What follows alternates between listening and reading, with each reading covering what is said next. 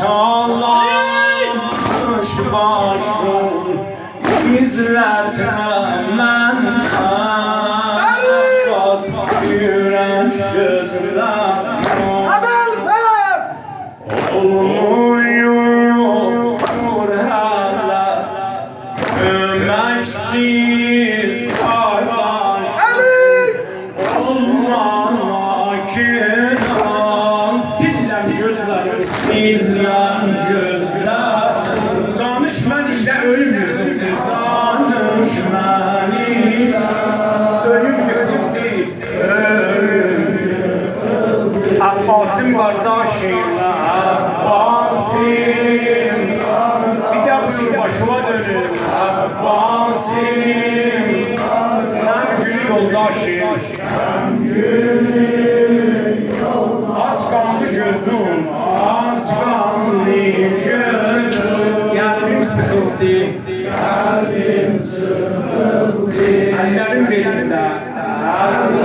ellerim kan olup gözyaşım kan olup gözyaşım danışman ile danışman ile ölüm yıkıldı danışman ile danışman ile ay kardeş ölüm yıkıldı nehrin altın su nehrin altın su Kavranda yolcu baktım Kavranda yolcuma baktım hasreti kardeş hepsini gördüm Eğlendim sarhoş nefsime kamola Faratin suyum kardeş yani serdim verdim danışman ile danışman ile ölüm yıkıldı ölüm yıkıldı danışman ile danışman ile ölüm yıkıldı Abbas'ın kardeşim Abbas'ın gel günü yoldaşım gel günü az kaldı gözün az kaldı gözün